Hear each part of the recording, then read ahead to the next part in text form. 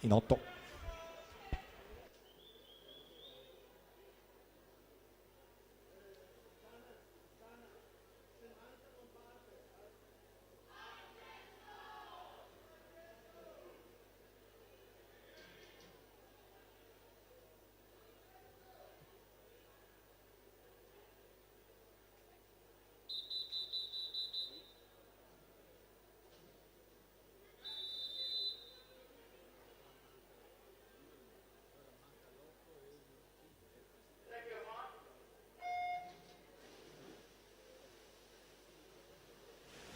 Prossima gara 50 stile ragazzi 02-03, 5 batterie previste per la prima, Filippo Coda 3, Riccardo Trevisol 4, Tommaso Gaburo 5.